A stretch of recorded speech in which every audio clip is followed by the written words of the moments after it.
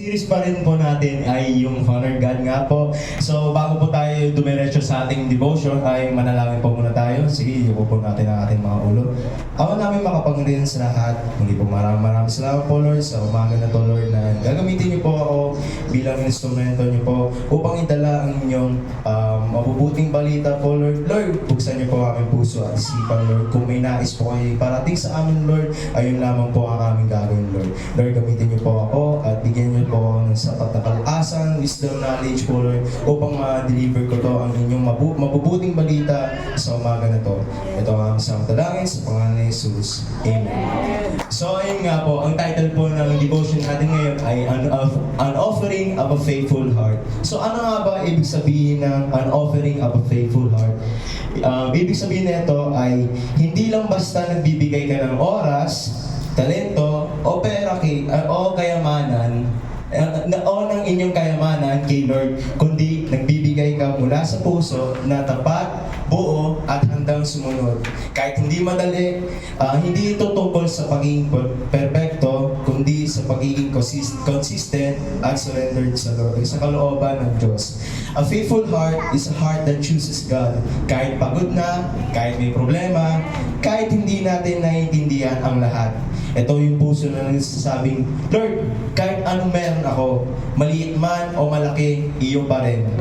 O kaya, hindi lang kapag okay ako, kundi kahit sa gitna ng ating struggle, I will still offer you my life. So, amen. Yun po. Kaya dadako na po tayo sa ating devotion ngayon, Lord. So devotion natin. So, magbabasa po natin sa Proverbs 3, verse 9 to 10.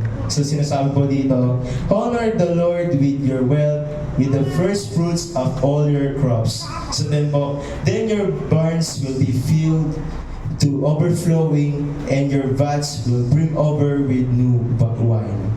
So makikita naman po natin sa verse na to ay sinasabi nga po sa verse na ito na honor the Lord with your wealth, with the first fruits of all your crops.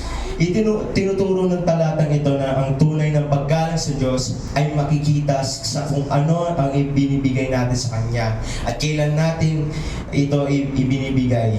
Hindi lang ito tungkol sa kayamanan, kundi sa buong buhay natin na oras, lakas, talento at mga desisyon. Madalas, si Lord ang nauna sa panalangin pero nahuli sa action.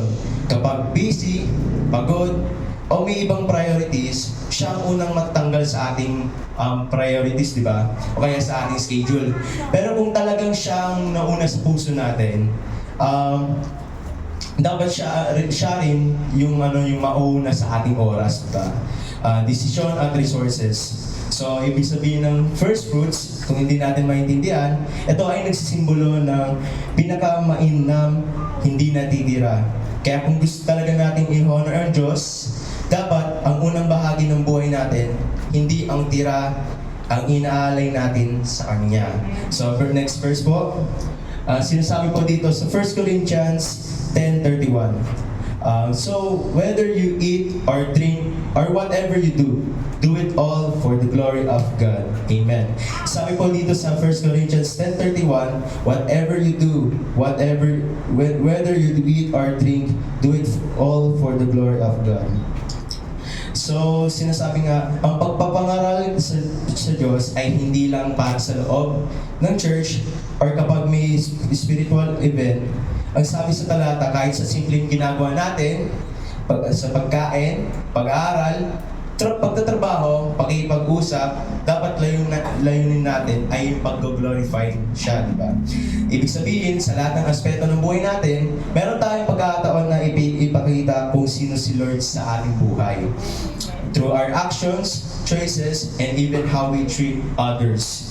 So, kasama na rin po sa paraan natin ng pag-honor sa Diyos ay paggalang sa mga taong inilagay niya sa buhay natin, lalo na ang ating mga magulang. So, mababasa po natin siya sa Exodus 20 verse 12. So, sinasabi po dito, honor your father and your mother so that you may live long in the land the Lord the Lord your God is giving you. So sinasabi po nga dito na honor your father and your mother. Hindi ito suggestion. Ito ay utos ng Panginoon sa ating buhay. Kung hindi natin kayang igalang ang mga nakatanda sa atin or mga magulang natin na nakikita natin sa araw-araw, paano natin masasabi na iginagalang natin ang Diyos na hindi natin nakikita? Minsan kasi, mas madali tayong maging mabait sa iba kaysa sa sarili nating pamilya, di ba? Sa kaibigan natin, sa classmate natin, di ba? Ginagawa pa natin magbigay, di ba, ng gold kahit ano. Yan, pera, pag binubura tayo. So, yan. Pero kung gusto talaga nating bigyan karangalan ng Diyos, dapat ito ay nagsisimula sa loob ng bahay, sa respeto, pagmamahal, at sa pagsunod. Yes! So yun, next verse na po tayo. Romans 12 verse 1. Sinasabi po dito, therefore, I urge you, brothers and sisters, in view of God's mercy, to offer your body as a living sacrifice, holy and pleasing to God.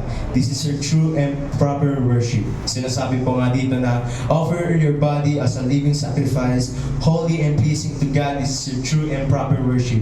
Ang totoong pagsamba sa Diyos ay hindi lang nakikita tuwing nasa church tayo.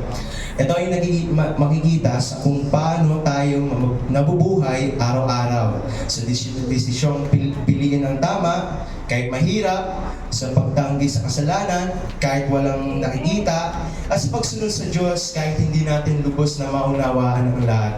Ang ibig rin sabihin ng living sacrifice ay buhay na kusang loob na inaalay sa Diyos. Buong pagkatao, hindi hati. Kasama dito ang ating isip, puso, kilos, at plano. Ibig sabihin, hindi lang siya bahagi ng buhay natin. Siya ang sentro ng buhay natin. Ito ang uri ng worship na hinahanap ng Diyos. Hindi lang emotional, kundi totoo, tapat, at nakikita sa gawa. So, last verse na po tayo. So, mababasa natin siya sa Malakay 1:6. Sinasabi po dito, a son honors his father, and a slave his master. If I am a father, who's the honor due to me? If I am a master, what is the respect due me? Says the Lord Almighty. It is you, priests, who show contempt for my name. But you ask, how have we shown contempt for your name? So, sinasabi po nga dito sa Malakay 1:6, tinanong mismo ng Diyos, if I am a father, what is the honor due me? Isa itong tanong na tumatama ng direkta sa ating puso. So, kung talagang kinikilala natin ang Diyos bilang Ama, Panginoon, at Hari ng ating buhay, nasaan ang paggalang nararapat sa Kanya? Minsan kasi, madali sabihin na mahal ko si Lord, or sabihin natin na na nagsisimba ako para sa Kanya, pero o kaya yung sinasabi rin natin, siya ang una sa buhay ko. Pero sa totoo lang, mas inuuna natin ang ating sariling gusto. So, kaya siya sa kanyang kalooban. Minsan, ang pananampalataya natin ay nagiging on and off. Depende sa pakiramdam o sitwasyon. May mga panahon na mas mahalaga sa atin ang comfort kaysa sa commitment. Pero ang tapat na puso ay hindi base sa mood o convenience. Ito na nanindigan sa paggalang sa Diyos sa bawat desisyon kahit walang nakakita, kahit walang kapalit, because God deserves honor. Not just in our lips, but in our lifestyle. Ayun lamang po ang ating maikling devotion sa ngayon. To God be all the glory. Amen.